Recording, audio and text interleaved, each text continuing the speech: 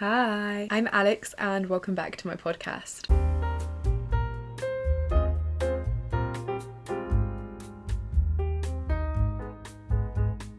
Today, I want to talk about being behind in your 20s because this is an idea that I see a lot online that a lot of people seem really hung up on and really upset about, and I think it makes a lot of sense. However, I have been behind in my 20s for a long time. I've definitely had a lot of my life marked by the external pressure that seems to make a lot of people feel like they are really letting someone down because of, and I have let a lot of people down with my life choices. And I want to talk about why I think it's actually a brilliant thing, and I'm really, really happy to be and because of being behind in my 20s. I feel like I see a lot of people talk about how awfully plagued they feel by the idea that they are this failure because they aren't, on this certain path and they haven't reached these milestones, especially when they're surrounded by people who have. And I feel like that is definitely one way to approach it and to view it. But personally, I think it has been a blessing to be behind and figure out my own path and find my own way of figuring things out. So I want to start off by talking about my credentials, right? Because it's one thing if I'm like, oh, I'm so behind, but it's fine because I have really rich parents that will bail me out if anything goes wrong, and I don't have to worry about like achieving anything in life, and I feel like I've been unconditionally loved my whole life. So I've never really dealt with this feeling of like I need to prove myself that I'm worthy of love because my parents loved me unconditionally. I don't have those things, and so I'm going to give my credentials to prove that I am someone who really has felt a lot of pressure and felt like a failure because of the choices that I've made or because of the fact that I like didn't follow the traditional path. I am part Chinese, so let that speak for itself. However, also on my Polish side, not that I felt pressure, because I think I was good at not internalizing it, but I definitely see how I could have, because my cousin, love of my life, my sweetie, I love my cousin so much. She is only, I think, 3 years older than me. I don't actually know how old she is. And she is like the cleverest clogs. She was doing a law PhD. She ended up not finishing the PhD because she got married and has a child, a beautiful, beautiful child. And she moved out at a very young age. She just really is like absolutely the kind of child that you should be really proud of in a traditional sense. I think then my family, especially because like similarly to me, my cousin was very academically gifted. She was doing really well in school. We both had a lot of parallels in the routes that we were taking when we were young. And then I just like hopped off the train and like dropped out of uni to start modeling and la la la. And I think that like for my grandparents and like a lot of family members, having that direct parallel of like, oh, you really could have not done that. Like you really could have stuck with it and done something a lot more admirable. I didn't take it in as pressure, and that's something I'll talk about later because I just like didn't deep it and I didn't really care. But I did have quite a lot of phone calls like, you're ruining your life, you're ruining your life. In regards to school and my environment in that sense, I went to quite an underfunded and underprivileged state school when I first moved to the UK. But then for sixth form, I went to a grammar school, and this sounds really cocky, but I think this is like actually the term for it. I went to a super selective grammar school, so the ones that take like the top schools from like a big area, and like obviously there is a bit of pressure to do well. I didn't really feel that pressure because I didn't go into school, but this is like where my flop era begins. A little bit more context that I think is quite necessary and definitely like will illuminate certain things about why I've chosen the path that I have. I have some elusive health issues that I've like made a point to not talk about online, but then obviously it gets difficult when I'm talking about like my childhood, certain problems I had growing up, certain like decisions I made, because my health issues were probably like the biggest factor my whole life, especially when they were a lot more active. Like I'm a lot better now. That's why I don't really feel the need to talk about them, because it's something that I like to keep private, but also it's something that like doesn't really flare up as often, and it's very easy for me to just like avoid talking about it online. But when I was young, it was flaring up constantly. I was really, really unwell. And so because of that, I already kind of was like, oof, I don't know if I'm going to be able to stick to the same kind of path as everyone else because I'm really unwell. And it definitely got a lot worse in sixth form. I was barely going into school. And I think another thing, and a lot of people who have dealt with health issues or just like difficult life circumstances or mental health issues will relate to this quite a lot. I think for me, and this was kind of the start of where I suspected as a child that I probably wasn't going to be this like Chinese doctor prodigy that is like super rich and like capitalist and wins at capitalism. I had a suspicion that wouldn't happen because I really struggled planning for the future because I struggled imagining there being a future for me, especially because of my health. I was really depressed, and I just couldn't imagine a future in which, I can't even say like a future in which A or B or C or whatever would happen, because I just couldn't imagine my future. And I remember, like, I don't believe in God, and I haven't believed in God for a long time. When I was little, I was like maybe a bit Christian, but like by little I mean like very, very young, right? The vibe was very like, oh, my dad's a Buddhist and my mum's a Christian, so I'm half Buddhist and I'm half Christian, because I viewed it as like similar to like nationality. Despite that, I remember feeling this sort of almost like pact with the greater forces in regards to me being quite academically gifted. I remember thinking of it as like, okay, well, I have to spend so much time going to doctors, going to appointments, also like being unwell and like really struggling and being so depressed. It's only fair that I'm also doing so well in school, because I don't have the time to study. I don't have the time to look at unis. I don't have, or not even the time, but I don't even have the emotional room. I remember feeling this like gratitude towards the universe that's like, okay, you cursed me with all these horrors, but at least you've not left any doors closed for me, because, you know, unfortunately, it is really hard, and I've definitely seen this with a lot of my friends who dropped out of sixth form, who did not get very good A levels. Now they're like, oh, so many doors are closed for me. And I feel very lucky because I got very good A level grades, and so doors aren't closed for me. But I remember viewing that as almost like a law of averages. Like, okay, I've had to deal with all this craziness, but at least nothing is closed. And like, if I were to one day get better, I will be able to take any choice or route I would like to. And that has been the case, and I've been very lucky. And I've chosen to be behind in my 20s and be a flop. And that is what I want to go into. That I truly am so happy with that decision to not do the impressive, societally highly regarded path. I'd say the beginning of the end for me was in sixth form, when I just stopped going to school. I like did not go in. And also I just like stopped. I think like school was easy in a way because they would just tell you what to do and you'd have to do it. You just go in and you'd have to sit exams and then they'd be done. And obviously that's a lot easier than for other people who have to really like prepare for the exams and study and stuff. But for me, it was very like, just tell me what to do and I'll be there. And then it got to applying to universities. I talk a lot about the fact that I took a gap year. That was not entirely by choice. That was because I just forgot to apply to UCAS. I didn't realize that was happening. And it was weird because all my friends were talking about like, oh, I'm so stressed about my personal statement. Oh, I'm so stressed, I don't know what unis to choose. And I was just like, yeah, whatever. I'll get around to it eventually. And by the time I was like, okay, let's log into UCAS and let's see what this fuss is about, right? I was like, oh, applications are closed. I missed it. Like, I missed my chance. I have to take a gap year now. So that was definitely a like eyebrow raising moment where I was like, oh wait, I'm not cut out for this. I am not self-motivated at all. I don't understand why everyone's getting this information. Realistically, they were probably getting it at school, which I wasn't going to, so that's why I didn't know that like I was so behind and stuff. I then did go to uni after a gap year. I went to Bristol. I got in for psychology, but I ended up switching to philosophy last minute. And that was again also another moment where I was like, I was really flip-floppy about which degree I wanted to do. I got in for psychology and I was like, okay, I want to study psychology. I'm going to become a developmental psychologist. This will be great. I want to like, you know, really go into research and stuff like that. And then I was like, no, I don't want to actually.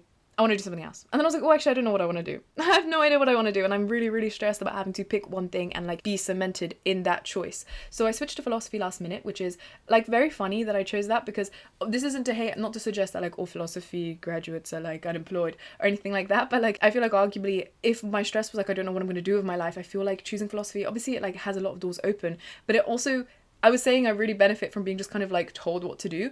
I was not being told what to do with studying philosophy. I think that's much more open than something like psychology, where you have quite a like semi-clear career trajectory, right? But something quite traumatizing happened to me like within the first few months of me being at uni, and I tried to make it work, but I was like, I actually can't. Like, I really need some time off to process what has happened. And so I was kind of forced to step off the route. And that is something that happens to a lot of people as well, where like, okay, before it was very much like my decisions that led, like for example, my choosing, and obviously not choosing because I was really unwell, but my choosing to not come into school is what led me to not applying to UCAS and stuff like that. But what was so frustrating about the uni thing was that I had actually like, my health had improved massively. I was really well when I went to uni. I'd say that was when my health problems stopped being so persistent and like pervasive to like every aspect of my life. And then suddenly it's like, okay, I'm doing good, I'm pushing myself, I'm going to my lectures, I'm getting good grades, and then something against my will has caused me to freak out and not be able to do this. And I think that happens a lot to people as well, where it's like things will be going well and you will be on the right path, and then suddenly something external that like you couldn't predict will happen, and suddenly you're like, fuck, this is so unfair, this shouldn't have happened. This is where I think then the crux of my like why I feel so good that I'm behind is like the most seen, the most visible, I guess. This is the moment that I think had like the largest dichotomy or like split in how people reacted to that. I didn't tell most people what happened at uni, like still very few people know why I dropped out. So I just vaguely said to my family like something happened and I just can't go in anymore. And it was very interesting seeing their response versus my internal response. Their response to the fact that I was no longer at university was very much like calling me, telling me I've made this horrible mistake and what are my plans now? When am I going to go back to uni? Am I going to go back next year? When am I reapplying? When am I going back? What am I doing? This is so bad. What job am I going to get? What am I going to do with my life? And it was this very like, not like, hey, what are you going to do with your life? There was this expectation behind this. There was this pressure. But within myself, I think, as much as like it was horrible, none of that stuff should have happened to me, it gave me a chance to really be like, oh, I've fallen off the wheel now. What do I want from my life? Because it would be quite hard for me to get back up and be like, okay, I'm going to go back to university and study something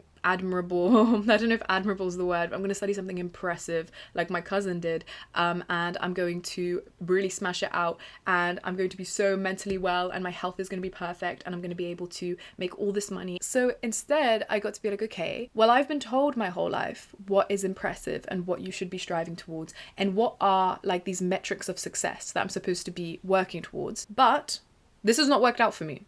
What do I want? I get that obviously it's difficult because people will be putting pressure on you. You will feel external pressure, and it is easy, especially at the moment, I want to add, with like the cost of living crisis, and like, for example, me and my family, like we're immigrants, and I recognize that like I can't just kick back and relax entirely. I kind of do need to get a grip, and I do need to save for a lot of important things. Currently I'm saving to get my citizenship. I'm trying to kind of build something, and now it's like, I think at the moment where like times are so uncertain, and I think especially like to people who are coming from like underprivileged backgrounds. I obviously mean this with some nuance, but like I've definitely felt this like with my family, and I was talking to like my siblings about this, how like now isn't entirely the time where we can just kick back and relax and be like, oh la la, like whatever will come, because times are really uncertain and things are really scary at the moment. I feel like I need to buckle up a bit, especially like in my position, I need to buckle up, and I think a lot of people will relate to that, where it's like now's not the time to faff about too much. But that being said, I think that there is some leeway, and I think for me, being behind has allowed me to faff about a bit and to really reflect on what do I want from my life? What things do I prioritize in my life? Like, what are the like most important things that I want from my life? And also, who am I? Who am I? And I also talk on here about how like, oh, there is no real self, we are all just constant change. But beyond all that, like, there's a bit more deep level. Bringing it up a bit, just on the surface, Alex, what do I want my life to look like? What do I love? What do I like? What kind of job do I want? What kind of routine works for me? Because if I had just like, for example, I don't know, studied philosophy and then gotten into law and something like that, I probably would be working loads of hours, which I know now that like working a lot really flares up my health problems. So as long as I can afford it, and as long as like I am able to, I would ideally like to work slightly less and also less intensity. Obviously, if I have to, I have to, but just because of my health and stuff, I try to avoid it if I can. I'd probably be working a job that is very, very high intensity. I probably would also be working a job that I don't entirely believe in. That is something that, again, I'm very privileged to be like, oh, I really only want to work in something that I feel very like personally called to and I believe in. That's not always a privilege that I'm going to have, and that is definitely not a privilege I had before with like the kind of crazy jobs that I was doing before when I was working like 60 hours in like a fast food restaurant. If I have to do something like that, I will have to. But I've been able to reflect on what I actually want from my life. I've also, because I, in like all my gap years and like dropping out and stuff, I've had to work a lot. I've not really ever had a time of unemployment, and through that I've gotten to learn what kind of job I want, what kind of things I like to do. As much as I shit on like working at the fast food place, I also had to work as a barista for ages. I loved it. I still actually kind of miss working as a barista, even though that is like kind of low pay and like I guess considered like a low skill job. I loved it and I really, really miss it. And I've been able to kind of reflect on what things I like from a job, but also I've been able to reflect on who I am outside of academia and outside of work. I think especially because for so long it was easy to feel good about myself because I was getting good grades. Like, this is why I talk quite frankly about the fact that I was academically gifted, because now I don't think that's anything impressive. And I get that like before it was easy for me to not have to actually learn to be confident within myself and love myself unconditionally, especially because I'd not been taught how to love myself unconditionally, because I always had academic validation. And because of that, it was very easy to be like, I'm confident because I'm being constantly validated that like I'm good enough. But then when suddenly I wasn't able to anymore, because suddenly I was not able to go into uni anymore, I had to dig deep and start from scratch. Well, what actually do I love about myself? And I realized like grades are so ridiculous. There is nothing impressive about the fact that I just like naturally get on with maths a little bit, you know? Like it's fun and it's great and it's worked out really well for me. It's been like a huge privilege, but it's just the privilege. I don't think it's really a reason for me to be proud of myself. Actually, I'm proud of myself because I've grown so much as a person and I have developed a really deep empathy for people that I didn't really have before. And I have learned so much about what I want from life, and I've started to really put in the work to try and make my life look that way. Those are things that I'm proud of about myself. But before I had the chance to kind of, you know, fall off the rat race and like really reflect on these things, I, not so consciously, but I think on a deep level, I didn't have to reflect on that because I was like, oh, well, I'm told I'm good and I'm kind of like told I'm worthy because I get good grades, you know? And it's like, oh, because I got into my top choice uni, and oh, because I like blah blah blah. And I think probably if I had studied a more impressive course, I could use that as well as a shield of like, look, but I'm good. But no, like who actually am I like beneath that? Especially because that isn't something impressive. Like, yeah, often that is linked to some level of privilege. And I don't even mean just like, for example, going to elite universities because you have contacts. Like, I don't even mean that. I just mean like, I didn't make myself good at school. I'm just good at school.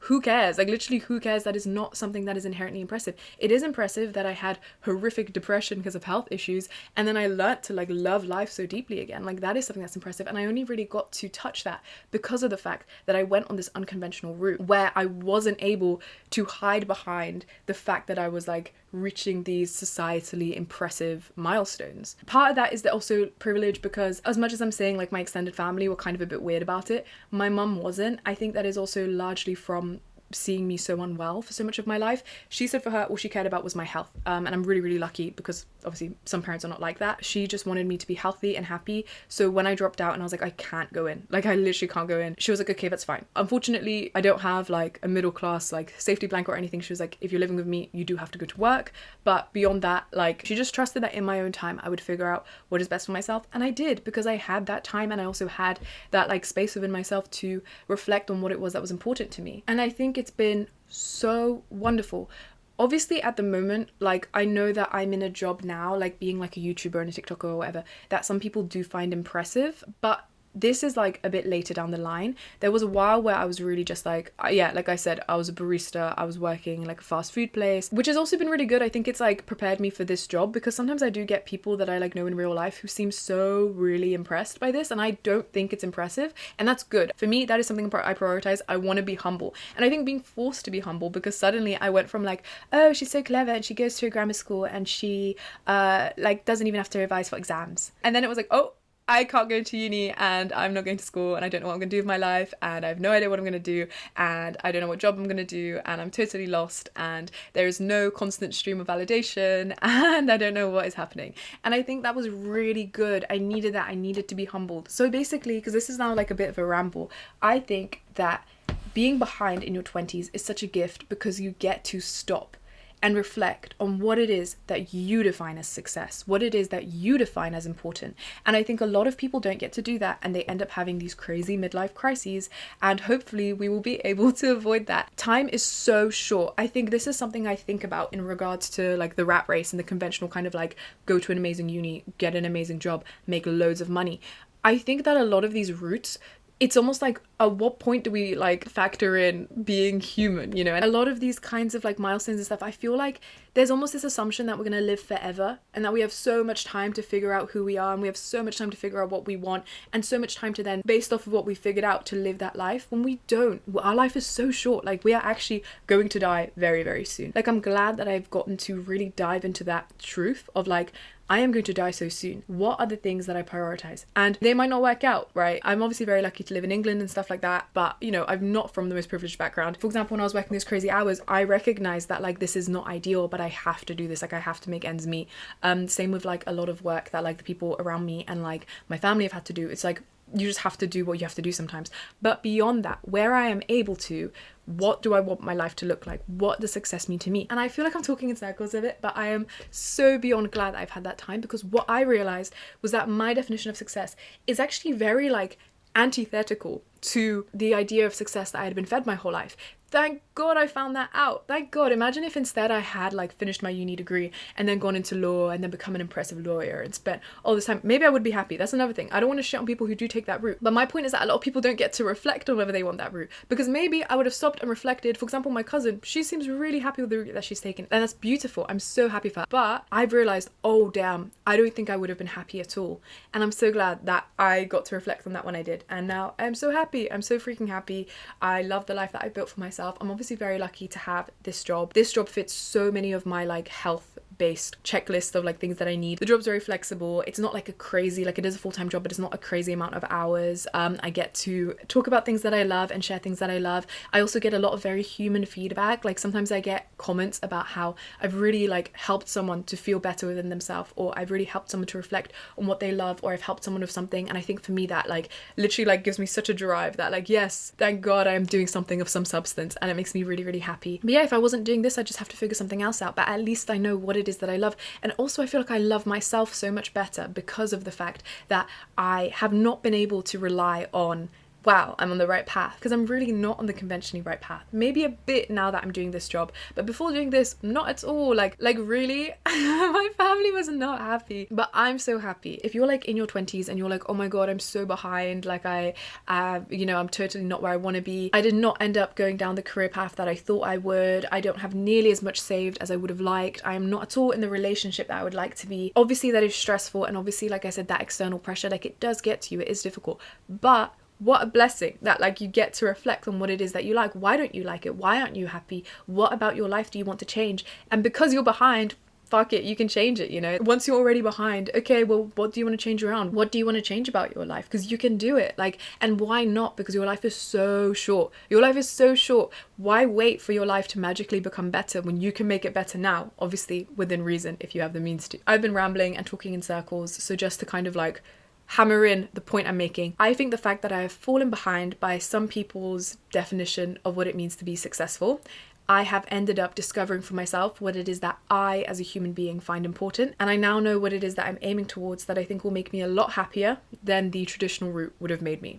And I think that being behind is a wonderful opportunity to learn and to grow and to get to know yourself. You don't get to know yourself for that long. You're gonna die so soon. I think that's like the biggest thing. You are going to die so soon. So what a blessing it is that you get to know yourself now. So early on in your life. 20 is so young as well. So young, and you get to already have this intimate time to discover yourself and discover your wants and needs. Sorry that was actually mostly waffle. Thank you so much for watching. I really hope that that was somewhat maybe helpful for someone, because a lot of the conversation I see around like falling behind is usually quite negative or quite fearful, when I think it's so freaking brilliant. Thank you so much for watching. Please like this video if you liked this video.